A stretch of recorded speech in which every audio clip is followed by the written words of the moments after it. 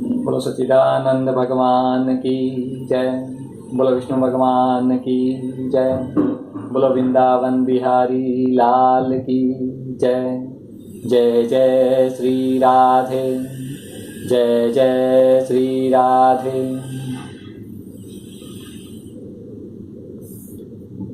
राजा परीक्षित ने पूछा, भगवान ने क्षीर सागर का मंथन कैसे किया?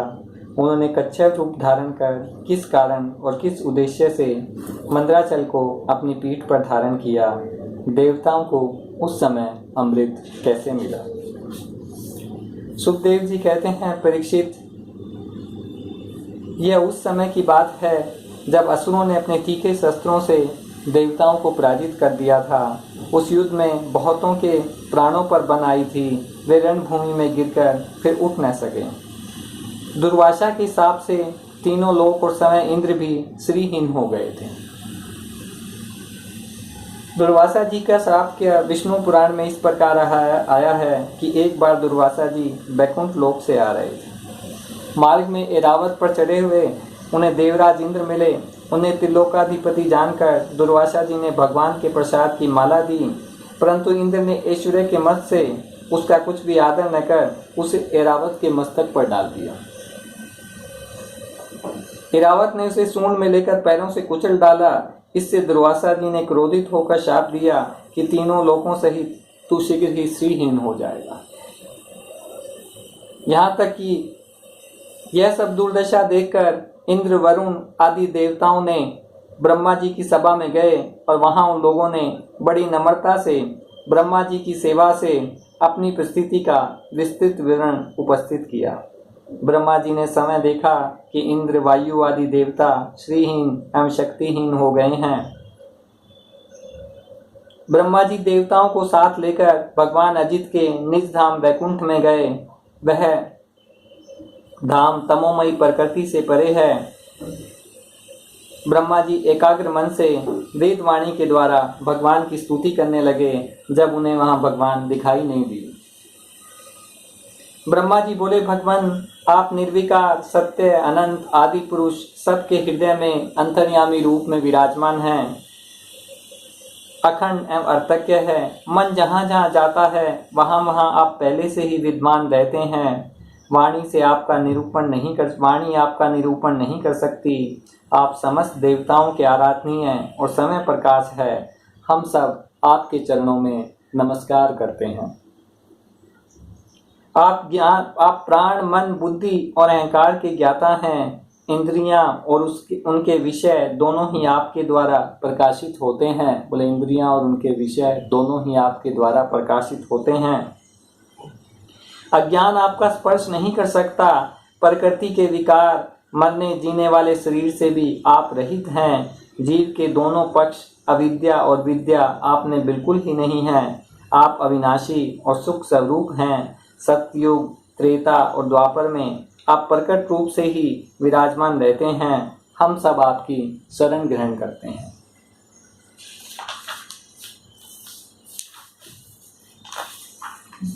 जो तीनों काल और उससे परे भी एक रस स्थित है, जिसकी लीलाओं का रहस्य तर्क वितर्क से भरे हैं, जो समय गुणों से परे रहकर भी सब गुणों के स्वामी हैं तथा इस समय सत्व गुण में स्थित हैं, ऐसे आपको हम बार बार नमस्कार करते हैं। सुखदेव जी कहते हैं, परीक्षित, जब देवताओं ने सर्वशक्तिमान भगवान श्री हरि की इस प्रकार स्तुति की, तब वे उनके बीच में ही प्रकट हो गए। उनके शरीर की प्रभा ऐसी थी मानो हजारों सूर्य एक साथ ही उग आए हों। भगवान की उस प्रभा से सभी देवताओं की आंखें चुंधिया गई। वे भगवान को तो क्या, आकाश, दिशाएं, पृथ्वी और अपने शरीर को भी न देख सके। केवल भगवान शंकर और ब्रह्मा जी ने उस छवि का दर्शन किया। बड़ी ही सुंदर झांकी थी। सुनहरे रंग का रेशमी पीताम्बर, वक्षस्थल पर लक्ष्मी जी, गले में कौस्तुभ मणि तथा वनमाला सुघोषित थी। सभी देवताओं ने पृथ्वी पर गिरकर साष्टांग प्रणाम किया। फिर सारे देवताओं को साथ ले शंकर जी तथा ब्रह्मा जी परम पुरुष भगवान की स्तुति करने लगे। ब्रह्मा जी ने कहा, जो जन्म, स्थिति और प्रलय से कोई संबंध नहीं रखते, जो प्राकृतिक गुणों से रहित एवं मोक्ष रूप परमानंद के महान समुद्र हैं, जो सूक्ष्म से भी सूक्ष्म है और जिनका स्वरूप अनंत है, उन परम ऐश्वर्यशाली प्रभु को हम लोग बार बार नमस्कार करते हैं।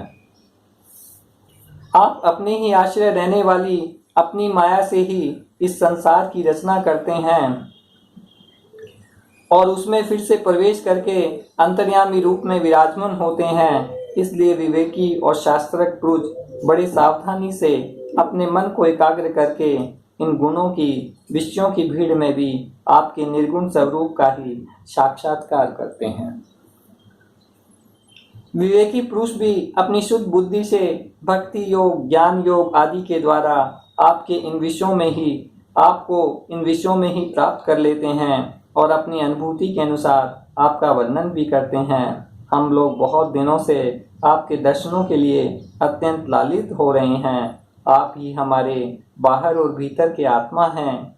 हम सब लोकपाल जिस उद्देश्य से आपके चरणों की शरण में आए हैं, उसे आप कृपा करके पूर्ण कीजिए। आप सबके साक्षी हैं, अतः इस विषय में हम लोग आपसे और क्या निवेदन करें। बोले प्रभु, आप सब कुछ जानते ही हैं, आप सब चीज़ के साक्षी हैं, इसलिए हमारे कष्टों का निवारण कीजिए। सुखदेव जी कहते हैं, ब्रह्मा आदि देवताओं ने इस प्रकार स्तुति करके अपनी सारी इंद्रियां रोक ली। सब बड़ी सावधानी के साथ हाथ जोड़कर खड़े हो गए। उनकी स्तुति सुनकर, उसी प्रकार उनके हृदय की बात जानकर भगवान मेघ के समान गंभीर वाणी से बोले। श्री भगवान ने कहा, ब्रह्मा, शंकर और देवताओं, तुम लोग सावधान होकर मेरी सलाह सुनो। तुम्हारे कल्याण का यही उपाय है कि इस समय असुरों पर काल की कृपा है, इसलिए जब तक तुम्हारे अभ्युदय और उन्नति का समय नहीं आता, तब तक तुम दैत्य और दानवों के पास जाकर उनसे संधि कर लो। देवताओं, कोई बड़ा कार्य करना हो तो शत्रुओं से भी मेल मिलाप कर लेना चाहिए। तुम लोग बिना विलंब के अमृत निकालने का प्रयत्न करो। उसे पी लेने पर मरने वाला प्राणी भी अमर हो जाता है। पहले क्षीर सागर में तुम सब प्रकार के घास, तिनके, लताएं और औषधियां डाल दो। फिर तुम लोग मंदराचल की मंथानी और वासुकी नाग की नेति बनाकर मेरी सहायता से समुद्र का मंथन करो। अब आलस्य और प्रमाद का समय नहीं है। देवताओं, विश्वास रखो। दैत्यों को तो मिलेगा केवल श्रम और क्लेश, परंतु फल तुम ही लोगों को मिलेगा। देवताओं, असुर लोग तुमसे जो चाहे सब स्वीकार कर लो। शांति से सब काम बन जाते हैं। क्रोध करने से कुछ नहीं होता। सुखदेव जी कहते हैं, परीक्षित, देवताओं को यह आदेश देकर पुरुषोत्तम भगवान उनके बीच में ही अंतर्धान हो गए। वे सर्वशक्तिमान एवं परम स्वतंत्र जो ठहरे, उनके लीला का रहस्य कौन समझे। देवताओं को बिना अस्त्र, तदंतर इंद्र आदि देवता राजा बलि के पास गए। देवताओं को बिना अस्त्र शस्त्र के सामने आते देख दैत्य सेनापतियों के मन में बड़ा क्षोभ हुआ, बड़ी चिंता हुई। उन्होंने देवताओं को पकड़ लेना चाहा, परंतु दैत्यराज बलि संधि और विरोध के अवसर को जानने वाले एवं पवित्र कीर्ति से संपन्न थे। उन्होंने दैत्यों को वैसा करने से रोक दिया। उसके बाद देवता लोग बलि के पास पहुंचे। बलि ने तीनों लोगों को जीत लिया था। वे समस्त संपत्तियों से सेवित एवं असुर सेनापतियों से सुरक्षित होकर अपने राज सिंहासन पर बैठे हुए थे। बुद्धिमान इंद्र ने बड़ी मधुर वाणी से समझाते हुए राजा बलि से सब बातें कही जिनकी शिक्षा समय भगवान ने उन्हें दी थी। यह बात दैत्यराज बलि को जच गई। वहां बैठे हुए दूसरे सेनापति शंबर, अरिष्टिनेमि और त्रिपुर निवासी असुरों को भी यह बात बहुत अच्छी लगी।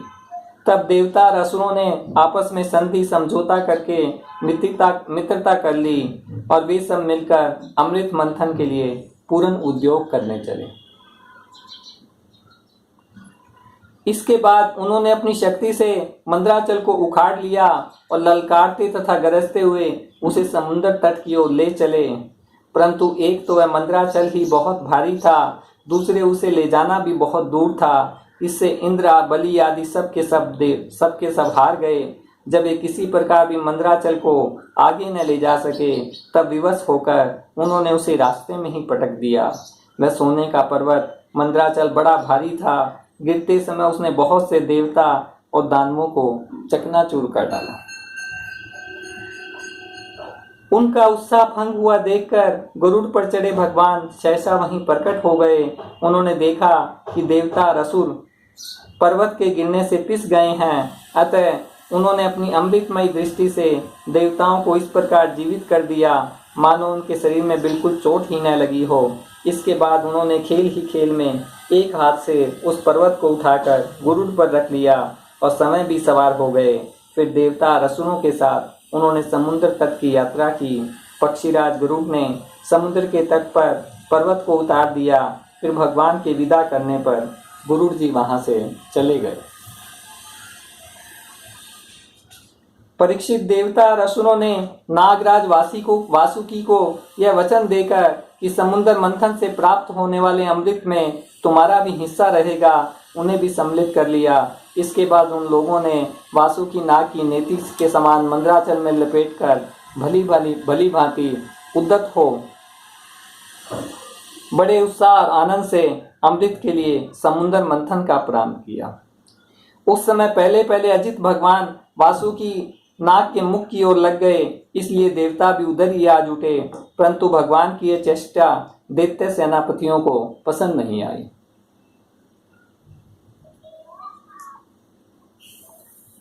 उन्होंने कहा कि पूंछ तो सांप का अशुभ अंग है, हम उसे नहीं पकड़ेंगे। हमने वेद शास्त्रों का विधि पूर्वक अध्ययन किया है, ऊंचे वंश में हमारा जन्म हुआ है।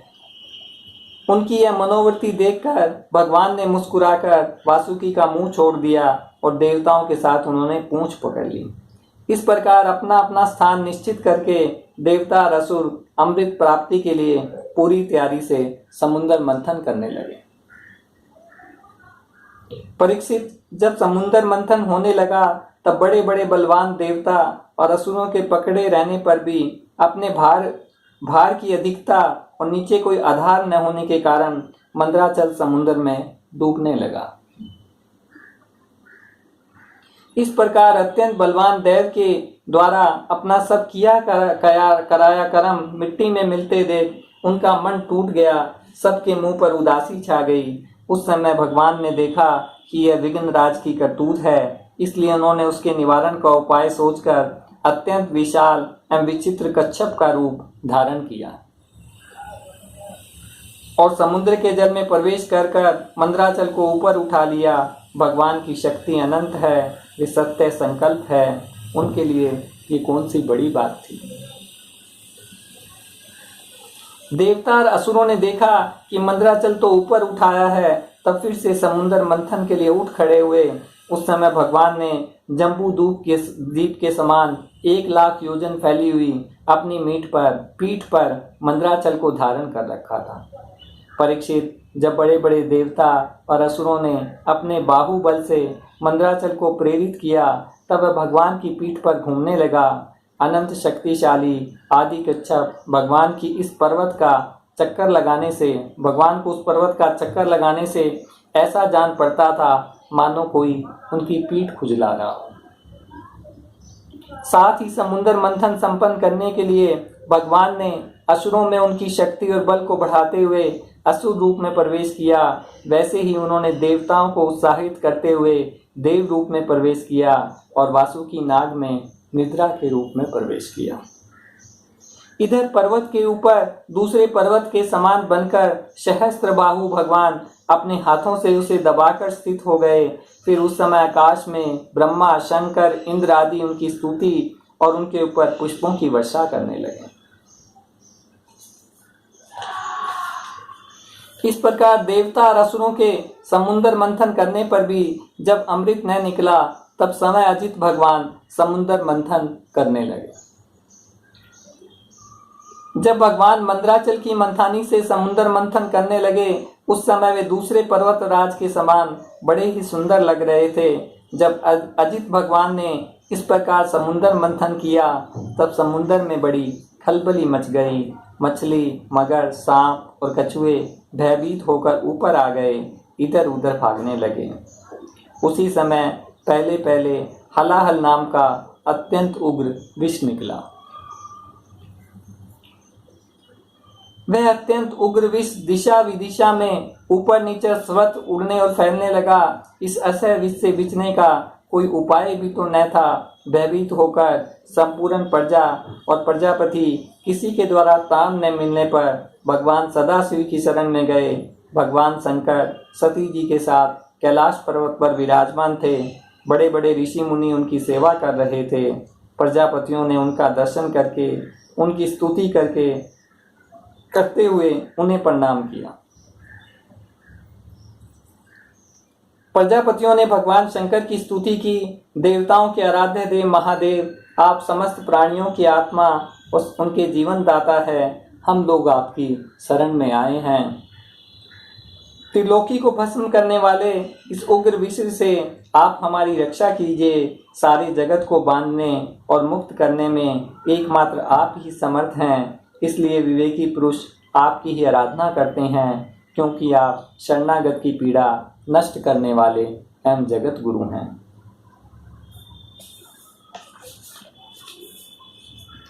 इस कार्य और कारण रूप जगत से परे माया है और माया से भी अत्यंत परे आप हैं। इसलिए प्रभु, आपके अनंत स्वरूप का साक्षात ज्ञान प्राप्त करने में सहसा ब्रह्मा आदि भी समर्थ नहीं होते। वे स्तुति तो कर ही कैसे सकते हैं। ऐसी अवस्था में उनके पुत्रों के पुत्र हम लोग कह ही क्या सकते हैं। फिर भी अपनी शक्ति के अनुसार हमने आपका गुणगान किया है। हम लोग तो केवल आपके इस लीला विहारी रूप को देख रहे हैं। आपके परम स्वरूप को हम नहीं जानते। सुखदेव जी कहते हैं, प्रजा का यह संकट देखकर समस्त प्राणियों के कारण बंधु देवादिदेव भगवान शंकर के हृदय में कृपावश बड़ी व्यथा हुई। उन्होंने अपनी प्रिया सती से यह बात कही। शिव जी ने कहा, देवी यह बड़े खेद की बात है। देवी यह बड़े खेद की बात है। देखो तो सही, समुद्र मंथन से निकले हुए कालकूट विष के कारण प्रजा पर कितना बड़ा दुख आ पड़ा है। ये बेचारे किसी प्रकार अपने प्राणों की रक्षा करना चाहते हैं। इस समय मेरा यह कर्तव्य है कि मैं इन्हें निर्भय कर दूं। जिनके पास शक्ति सामर्थ्य है, उनके जीवन की सफलता इसी में है कि वे दीन दुखियों की रक्षा करें।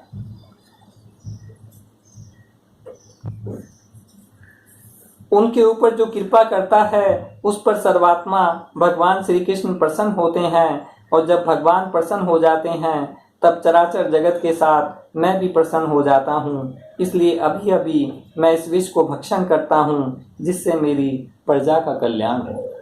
सुखदेव जी कहते हैं, विश्व के जीवन दाता भगवान शंकर इस प्रकार सती देवी से प्रस्ताव करके उस विष को खाने के लिए तैयार हो गए।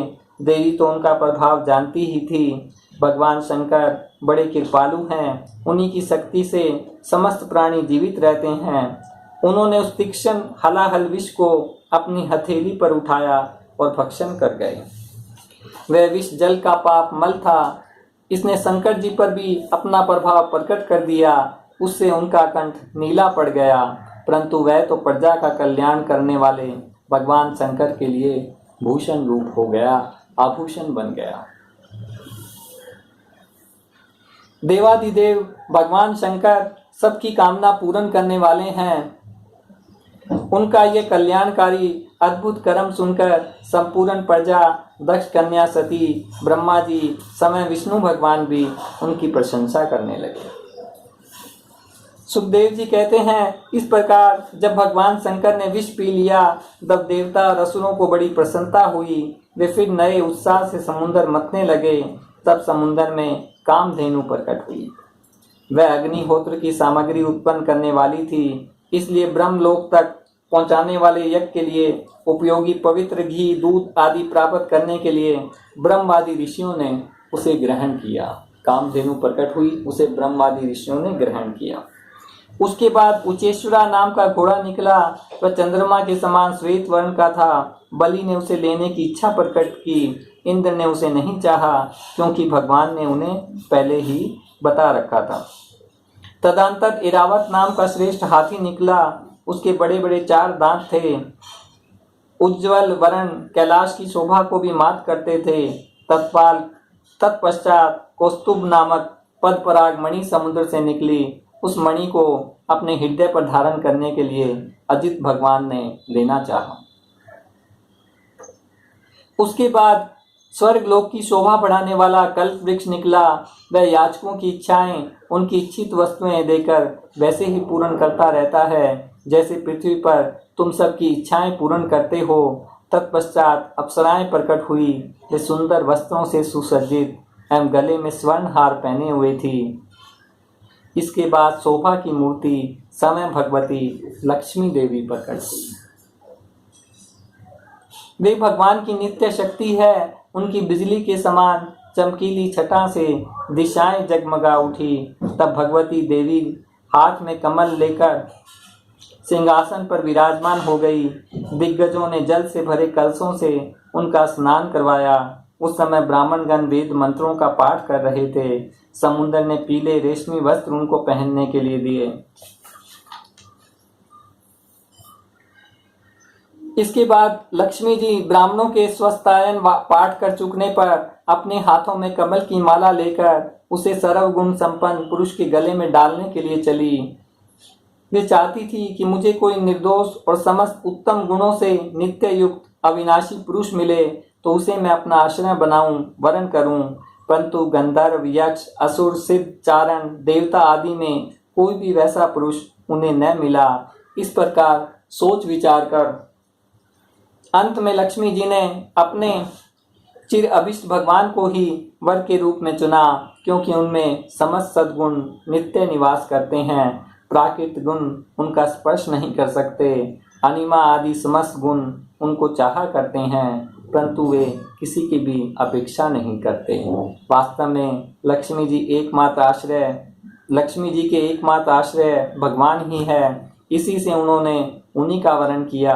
जगत पिता भगवान ने जग जननी समस्त संपत्तियों की अधिष्ठात्र देवता श्री लक्ष्मी जी को अपने वक्षस्थल पर ही सर्वदा निवास करने का स्थान दिया। लक्ष्मी जी ने वहां विराजमान होकर अपनी करुणा भरी चितवन से तीनों लोकपति और अपनी प्यारी प्रजा की अभिवृद्धि की। इसके बाद समुद्र मंथन करने पर कमल नयनी कन्या के रूप में वारुणी देवी प्रकट हुई। भगवान की अनुमति से दैत्यों ने उसे ले लिया। तदंतर महाराज देवता और असुरों ने अमृत की इच्छा से जब और भी समुद्र मंथन किया, तब उसमें से एक अत्यंत अलौकिक पुरुष प्रकट हुआ। उसकी भुजाएं लंबी एवं मोटी थी। उसका गला शंख के समान उतराव चढ़ाव वाला था। आंखों में लालिमा थी। अनुपम सौंदर्य, चिकने और घुंघराले बाल, लहराते हुए पुरुष की छवि बड़ी अनोखी थी। उसके हाथ में कंगन और अमृत से भरा हुआ कलश था। वह साक्षात विष्णु भगवान के अंशांश अवतार थे। वे ही आयुर्वेद के प्रवर्तक और यज्ञ भोक्ता धन्वंतरी के नाम से प्रसिद्ध हुए।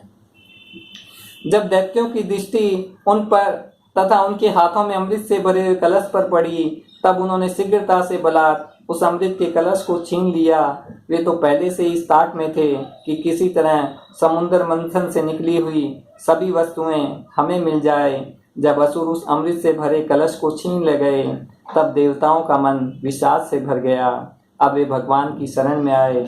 उनकी दीन दशा देखकर भक्तवंचल कल्पतरु भगवान ने कहा, देवताओं तुम लोग खेद मत करो, मैं अपनी माया से उनमें आपस की फूट डालकर अभी तुम्हारा काम बना देता हूं।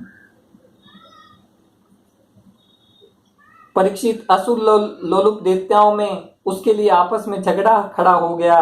सभी कहने लगे, पहले मैं पीऊंगा, पहले तुम नहीं।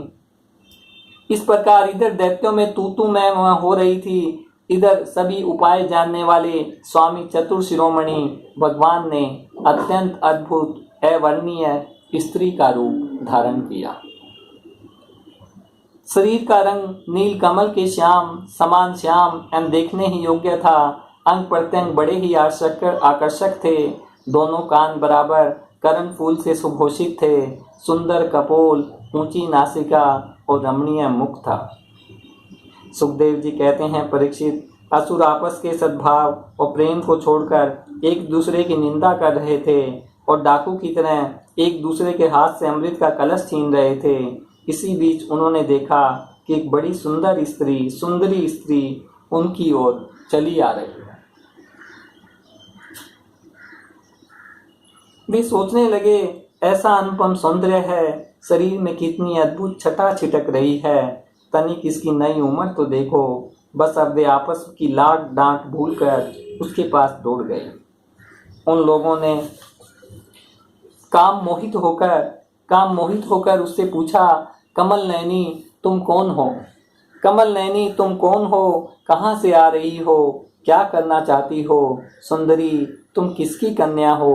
तुम्हें देखकर हमारे मन में खलबली मच गई है। हम सभी कश्यप जी के पुत्र होने के नाते सगे भाई हैं। हम लोगों ने अमृत के लिए बड़ा पुरुषार्थ किया है। तुम न्याय के अनुसार निष्पक्ष भाव से इसे बांट दो, जिससे फिर हम लोगों में किसी प्रकार का झगड़ा न हो। असुरों ने जब इस प्रकार प्रार्थना की, तब लीला से स्त्री वेश धारण करने वाले भगवान ने तनिक हंसकर और तिरछी चितवन से उनकी ओर देखते हुए कहा, श्री भगवान ने कहा, आप लोग महर्षि कश्यप के पुत्र हैं और मैं हूँ उल्टा। आप लोग महर्षि कश्यप के पुत्र हैं और मैं हूँ उल्टा। आप लोग मुझ पर न्याय का भार क्यों डाल रहे हैं? विवेकी पुरुष स्वेच्छाचारिणी स्त्रियों का कभी विश्वास नहीं करते। सुखदेव जी कहते हैं, परीक्षित,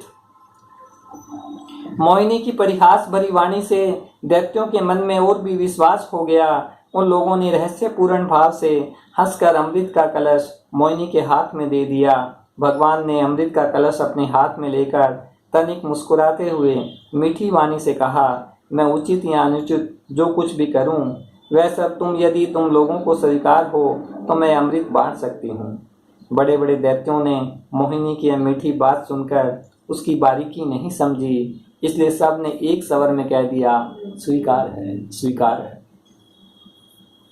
जब देवता और दैत्य दोनों ही धूप से सुगंधित मालाओं और दीपकों से सजे सजाए भव्य भवन में पूर्व की ओर मुंह करके बैठ गए, तब हाथ में अमृत का कलश लेकर मोहिनी सभा मंडप में आई।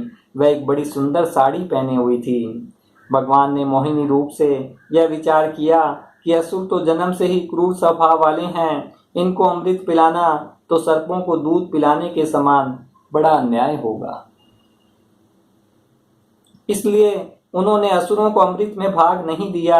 भगवान ने देवता और असुरों को अलग अलग पंक्ति बना दी, फिर दोनों को कतार बांधकर अपने अपने दल में बैठा दिया। इसके बाद अमृत का कलश हाथ में लेकर भगवान देवताओं के पास चले गए। उन्हें हाव भाव और कटाक्ष से मोहित करके दूर बैठे हुए देवताओं के पास आ गए तथा उन्हें वह अमृत पिलाने लगे, जिसे पी लेने पर बुढ़ापे और मृत्यु का नाश हो जाता है। परीक्षित, असुर अपनी की हुई प्रतिज्ञा का पालन कर रहे थे। उनका स्नेह भी हो गया था और वे स्त्री से झगड़ने में अपनी निंदा भी समझते थे, इसलिए वे चुपचाप बैठे रहे। मोहिनी से में उनका अत्यंत प्रेम हो गया था। वे डर रहे थे कि उससे हमारा प्रेम संबंध टूट न जाए। जिस समय भगवान देवताओं को अमृत पिला रहे थे, उसी समय राहु दैत्य देवताओं का वेश बनाकर उनके बीच में आ बैठा और देवताओं के साथ उसने भी अमृत पी लिया। परंतु उसी क्षण चंद्रमा और सूर्य ने उनकी पोल खोल दी। अमृत पिलाते पिलाते ही भगवान ने अपनी तीखी धार वाले चक्र से उसका सिर काट डाला, पर अमृत का संसर्ग न होने से उसका धड़ नीचे गिर गया, परंतु सिर अमर हो गया, क्योंकि उसने अमृत जो पिया था वो नीचे शरीर तक नहीं गया था, मुंह में ही था, तो उसका सिर अमर हो गया, धड़ नीचे गिर गया। ब्रह्मा जी ने उसे ग्रह बना दिया। वही राहु पर्व के दिन पूर्णिमा और अमावस्या को वैर भाव से बलिदान देने के लिए चंद्रमा तथा सूर्य पर आक्रमण किया करता है। जब देवताओं ने अमृत पी लिया, तब समस्त लोगों को जीवन दान करने वाले भगवान ने बड़े बड़े दैत्यों के सामने ही मोहिनी रूप त्याग कर अपना वास्तविक रूप धारण कर लिया। परीक्षित देखो, देवता और दैत्य दोनों ने ही एक समय, एक स्थान पर, एक प्रयोजन तथा एक वस्तु के लिए एक विचार से एक ही कर्म किया था, परंतु फल में बड़ा भेद हो गया। उनमें से देवताओं को बड़ी सुगमता से अपने परिश्रम का फल अमृत प्राप्त कर लिया, क्योंकि उन्होंने भगवान के चरण कमलों की रज का आश्रय लिया था, भगवान के चरण कमलों की रज को धारण किया था, परंतु उससे विमुख होने के कारण परिश्रम करने पर भी असुरगण अमृत से वंचित ही रहे। मनुष्य अपने प्राण, धन, कर्म, मन और वाणी आदि से शरीर एवं पुत्र आदि के लिए जो कुछ करता है वह व्यर्थ ही होता है, क्योंकि उसके मूल में भेद बुद्धि बनी रहती है। परंतु उन्हीं प्राण आदि वस्तुओं के द्वारा भगवान के लिए जो कुछ भी किया जाता है वह सब भेदभाव से रहित होने के कारण अपने शरीर, पुत्र और समस्त संसार के लिए सफल हो जाता है। बोलो सच्चिदानंद भगवान की जय, बोलो विष्णु भगवान की जय, बोलो वृंदावन बिहारी लाल की जय। आज इतना ही। जय जय श्री राधे, जय जय श्री राधे।